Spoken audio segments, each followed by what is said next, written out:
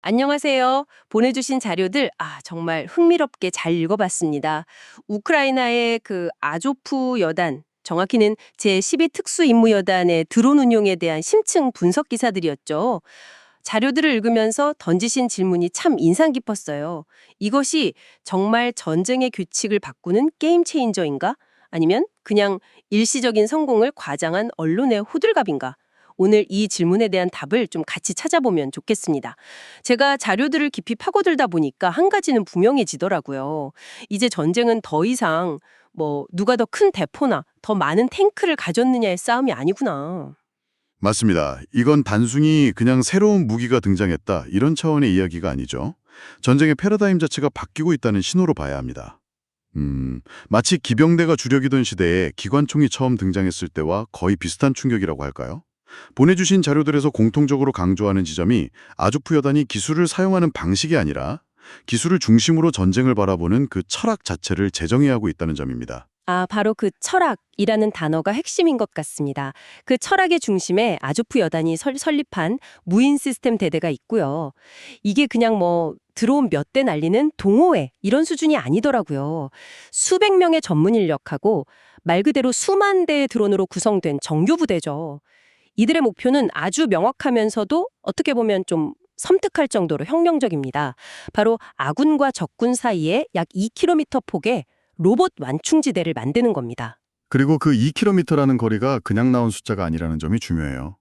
자료에서도 지적하듯이 그건 대부분의 러시아군 박격포나 기관총 같은 그런 일반 보병화기의 유효 사거리 바로 바깥이거든요. 계산된 거리군요. 안전지대 뒤에서 활동하고 인간의 눈과 귀, 그리고 이제 총알바지가 되어야 할 역할은 전부 기계에게 넘기는 겁니다. 적과 직접 마주하는 건 사람이 아니라 로봇이라는 개념. 정말 전쟁의 근본적인 모습을 바꾸는 발상이죠. 그렇죠. 어떻게든 우리 병사들의 희생을 막아보겠다는 그런 처절함에서 시작된 전략인 셈이네요. 그리고 이 완충지대가 단순히 방어병 역할만 하는 게 아니더라고요. 오히려 아주 공격적인 공간이에요. 드론으로 적의 통신 안테나를 부수고 승계중 탄약고를 터뜨리고 보급 트럭을 불태워서 러시아군이 제대로 된 대규모 공격을 준비할 엄두조차 못 내게 만드는 겁니다. 자료에 나온 어떤 지휘관의 표현이 참 기억에 남는데 수천 번의 작은 칼질로 서서히 피를 말려 죽이는 것이라고요. 그게 바로 비대칭 전략의 핵심입니다. 수십억짜리 탱크를 파괴하기 위해서 수백억짜리 미사일을 쏠 필요가 없다는 거죠. 그렇죠. 수십만 원짜리 드론 수십 대로 탱크의 궤도를 망가뜨리고 조준경을 부수고 연료 탱크를 터뜨려서 결국 고철로 만들어버리는 방식. 경제적으로도 훨씬 효율적이고 인명피해도 줄일 수 있는 아주 영리한 접근법입니다.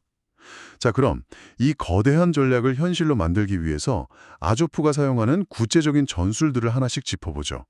보내주신 자료들은 이걸 4가지 기둥으로 정리하고 있더군요. 네, 첫 번째 기둥이 바로 촘촘한 감지망입니다. 보통 우리가 군사용 드론이라고 하면 미국의 프레데터나 리퍼처럼 아주 비싸고 성능 좋은 정찰기를 떠올리잖아요. 네, 그렇죠. 아조프는 정반대의 접근법을 택했어요. 그런 비싼 드론 하나에 의존하는 대신 아주 값싸고 잃어버려도 부담 없는 소형 정찰 드론 수백 대를 24시간 내내 하늘에 띄워두는 겁니다. 하늘의 눈을 하나가 아니라 수백 개를 띄워놓는 거죠. 여기서 군사교류의 근본적인 전환이 보이는 겁니다. 이전까지의 군사자산은 절대 잃어서는 안 되는 고가의 장비 위주였잖아요. 맞아요. 그래서 운용도 극도로 조심스러웠죠. 하지만 이 방식은 개별 드론 하나하나를 그냥 소모품으로 간주합니다. 중요한 건 개별 드론의 생존이 아니라 전체 감시 네트워크가 계속 유지되는 것이죠. 마치 우리 몸의 피부세포가 계속 죽고 새로 생겨나지만 피부라는 감각기관은 계속 작동하는 것과 같은 원리입니다. 이 네트워크가 적의 모든 움직임, 통신 안테나의 위치, 심지어는 참호 속의 숨은 병사의 체온까지도 감지해내는 겁니다. 맞습니다. 그래서 공격하는 시간보다 찾아내는 시간에 훨씬 더 많은 공을 들인다고 하죠.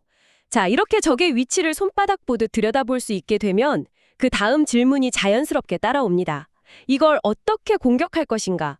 특히 보내주신 기사 중 하나가 지적했듯이 러시아군도 바보가 아니어서 엄청난 전자전 장비로 방해 전파를 쏴대고 있거든요. 그렇죠. 전자전, 그러니까 제밍은 드론에게는 천적과도 같습니다. 쉽게 비유하자면 드론 조종사랑 드론 사이의 통신을 아주 시끄러운 소음으로 덮어버려서 서로 대화를 못하게 만드는 거예요. 아, 연결을 끊어버리는 거군요? 네. 그러면 드론은 길 잃은 미아처럼 통제 불능 상태에 빠지게 되죠. 러시아는 이 분야에 상당한 투자를 해왔고 실제로 전쟁 초반에 우크라이나 드론들이 이 재밍 때문에 엄청난 피해를 봤습니다. 아조프의 두 번째 기둥은 바로 이 문제를 어떻게 해결했는가에 대한 답입니다. 여기서 정말 영화 같은 해결책들이 등장해요. 첫 번째는 어미 드론을 이용하는 방식입니다. 항공모함처럼 생긴 커다란 드론이 전파 방해의 영향을 덜 받는 높은 고도로 날아갑니다. 그리고 목표물 근처에 다가가서 마치 새끼들을 풀어놓듯 작은 공격용 FPV 드론 여러 대를 투하하는 거죠. 이 FPV 드론들은 어미 드론에서 분리된 후에는 아주 짧은 거리만 비행하면 되니까 지상의 강력한 전파 방해를 뚫고 목표물을 타격할 확률이 높아지는 겁니다. 아주 영리한 중계 방식이죠. 하지만 이것만으로는 부족할 때가 있습니다.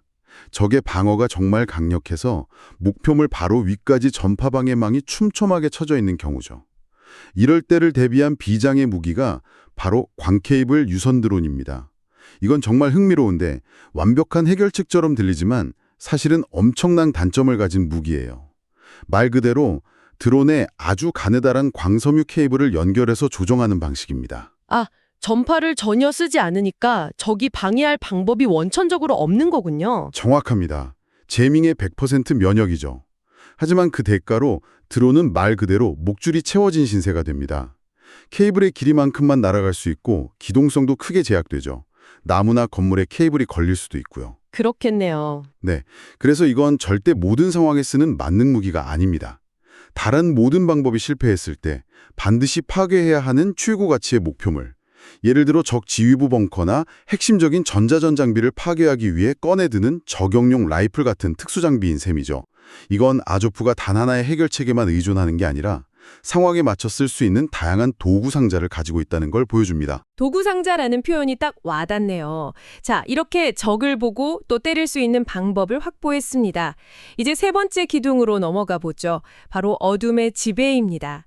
예전에는 밤이 되면 시야가 제한되니까 공격자보다는 방어자, 특히 숨어있는 쪽에 훨씬 유리했잖아요. 네, 그랬죠. 하지만 여러상 카메라가 등장하면서 이 모든 게 바뀌었습니다. 아조프는 이 기술을 이용해서 밤을 자신들의 시간으로 만들었습니다. 이건 단순한 기술적 우위를 넘어선 심리전의 영역입니다. 한번 상상해 보세요. 제가 만약 적진의 병사라고요. 낮에는 포탄과 드론을 피해 참호에 숨어 지냅니다.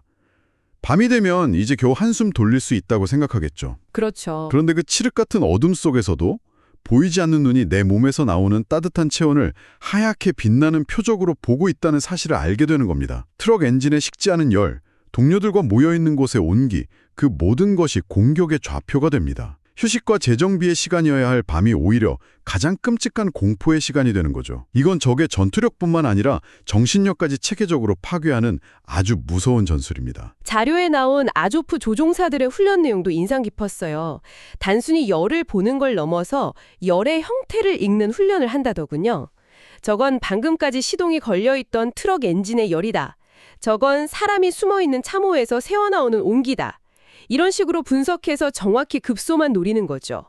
24시간 내내 쉴 틈 없는 압박을 가하는 겁니다. 이 모든 기술과 전술이 모여서 하나의 그림을 만드는데 그 그림을 완성하는 마지막 퍼즐 조각, 그러니까 네 번째 기둥은 어쩌면 가장 중요할지도 모릅니다. 놀랍게도 그건 기술이 아니라 정신에 관한 것이더군요. 바로 철저한 절제와 규율입니다. 맞습니다. 이 부분이 저도 가장 놀라웠습니다. 우리는 보통 드론 공격이라고 하면 영화처럼 수십, 수백 대의 드론이 벌떼처럼 날아가서 모든 걸 파괴하는 그런 화려한 장면을 상상하잖아요. 그렇죠. 아조프는 그런 행동을 최악의 낭비라고 규정하고 절대 하지 않습니다. 그런 과시용 공격은 귀중한 드론을 소모하고 아군의 위치만 노출시킬 뿐이라고 생각하는 거죠. 네. 벌떼 공격은 전자적으로도 아주 시끄러운 행동이거든요. 적에게 우리가 여기 있고 바로 여기서 조종하고 있다고 광고하는 꼴이죠. 아, 그렇군요. 아조프의 접근법은 정반대입니다. 외과 의사의 수술처럼 적의 몸 전체를 파괴하는 게 아니라 적의 신경계를 마비시키는 핵심 부위만 골라서 조용히 그리고 신속하게 도려냅니다. 예를 들어 통신 중계기, 탄약 보급 트럭, 지휘 차량 같은 것들이죠. 이런 목표물 서너 개를 조용히 파괴하는 것이 요란하게 참호선을 폭격하는 것보다 전쟁 전체에 미치는 영향이 훨씬 크다는 걸 이들은 너무나 잘 알고 있는 겁니다. 한때 유행했던 그 불을 붙이는 소위탄 드론을 몇 번 써보더니 이건 심리적인 효과는 있지만 실질적인 군사적 피해를 주기는 어렵다고 판단하고 과감하게 사용을 중단했다는 대목에서 이들의 냉철한 실용주의를 엿볼 수 있었습니다. 화려함보다는 철저히 승리라는 목적에만 집중하는 거죠. 그리고 그 실용주의는 무기 개발 방식에서도 드러납니다. 서방에서 무기를 지원받으려면 온갖 정치적 절차를 거쳐서 몇 달, 몇 년이 걸릴 수도 있잖아요. 그렇죠. 하지만 아조프는 필요한 무기를 직접 만들었습니다. 이게 전쟁의 속도를 완전히 바꾸고 있습니다. 는 자폭 드론 이야기가 나옵니다. 러시아가 사용하는 이란제 샤헤드 드론과 비슷하게 생겼지만 내용물은 완전히 달라요. 시끄러운 가솔린 엔진 대신 조용한 전기 모터를 사용해서 소음과 열이 거의 발생하지 않습니다. 아, 스텔트 기능이 있군요. 네, 그래서 적에게 들키지 않고 30에서 40km 깊숙이 침투해서 후방의 레이더 차량이나 지휘소 같은 아주 중요한 목표물을 파괴하는 데 특화되어 있죠. 이것이 바로 전장 주도 혁신의 무서운 점입니다. 전선에서 싸우는 병사들이 이런 기능이 있는 무기가 필요하다고 요구하면 후방의 기술자들이 불과 몇 주 만에 시제품을 만들어서 바로 현장에 투입하고 피드백을 받아 개선합니다. 이 혁신의 순환 속도를 그 관료주의에 찌든 거대한 군수산업체들은 절대 따라올 수 없죠. 이것 자체가 엄청난 전략적 이점입니다. 그리고 이 점이 전쟁의 경제학을 완전히 뒤집어 놓고 있습니다. 포탄 한 발은 맞든 안 맞든 수백만 원인데 이 스마트 드론은 한 대에 수십만 원에 불과합니다. 러시아가 수십억짜리 최신의 T-90 전차를 전선에 끌고 오면 아조프는 총합 몇백만 원짜리 드론 서너 대로 그걸 고철로 만들어버리는 겁니다. 정말 가성비가 엄청나네요. 네. 보내주신 자료에 인용된 2024년과 2025년 사이의 통계를 보면 파괴된 러시아군 장비의 약 3분의 2가 바로 이런 드론 공격에 의한 것이라고 하더군요. 이건 전쟁의 주역이 포병이나 기갑부대에서 값싼 드론을 운영하는 소규모 팀으로 넘어가고 있다는 강력한 신호입니다. 과거에는 수십억짜리 전투기가 제공하던 정밀 공중 타격 능력을 이제는 배낭에 드론 몇 개를 짊어진 보병분대가 가질 수 있게 된 겁니다. 군사력의 계산법 자체가 바뀌고 있는 거죠. 이제 이 놀라운 전략은 더 이상 아조프 여단이라는 하나의 실험실에만 머물지 않게 되었습니다. 2024년에 젤렌스키 대통령이 세계 최초로 무인 시스템 군 창설을 공식적으로 명령했죠. 국가 차원에서 나선 거군요. 그렇습니다.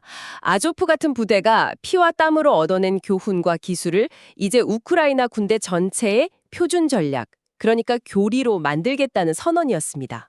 바로 그 지점이 이 모든 변화가 일시적인 현상이 아님을 보여주는 대목입니다. 하나의 성공적인 전술이 국가 전체의 공식적인 군사 독트린으로 승격되는 순간이니까요. 이건 마치 한 작은 스타트업이 개발한 혁신적인 기술을 거대 기업이 전사적으로 도입하기로 결정한 것과 같습니다. 훈련 방식을 표준화하고 전술을 모든 부대에 공유하고 더 좋은 드론을 개발하기 위해 국가적인 자원을 쏟아붓기 시작한 거죠. 아조프가 작은 작업장에서 힘들게 증명해낸 것들을 이제 국가라는 거대한 공장에서 대량으로 찍어내기 시작한 셈입니다. 자, 그럼 이제 처음의 질문으로 돌아가 보죠. 아까 던지셨던 질문? 이것이 게임 체인저인가? 아니면 호들갑인가? 보내주신 자료들을 통해 우리가 함께 살펴본 바에 따르면 이건 명백히 게임 체인저가 맞는 것 같습니다. 단순히 새로운 기술이 아니라 분산된 감시망, 다층적인 공격, 심리적 압박, 그리고 냉철한 비용 효율성까지 결합된 하나의 완성된 전쟁 수행 시스템이니까요. 맞습니다. 그리고 이 시스템의 가장 무서운 점은 이 모든 첨단 기술의 발전이 결국 한 사람의 병사라도 더 살리고 싶다는 아주 근본적이고 처절한 동기에서 시작되었다는 점입니다. 기술이 인간을 대체하는 것이 아니라 인간을 지키기 위해 기술을 최전선에 내세운다는 그 발상. 그것이 이 새로운 전쟁 방식의 핵심 철학이라고 할 수 있겠습니다. 오늘 대화를 정리하면서 이 자료들을 통해 우리가 얻은 답을 넘어 앞으로 더 생각해 볼 만한 질문을 하나 던져드리고 싶습니다. 오늘 우리는 우크라이나 군대가 이 드론 시스템을 활용해서 러시아라는 거대한 국가의 정규군을 어떻게 상대하고 있는지 살펴봤습니다. 그렇다면 이런 고효율의 저비용 비대칭 전략이 국가가 아닌 소규모 집단이나 비국가 행위자의 손에 들어가게 되면 세상은 어떻게 바뀔까요? 누구나 마음만 먹으면 초정밀 타격 능력을 가질 수 있는 시대. 어쩌면 우리는 완전히 새로운 차원의 안보 위협에 직면하게 될지도 모르겠습니다.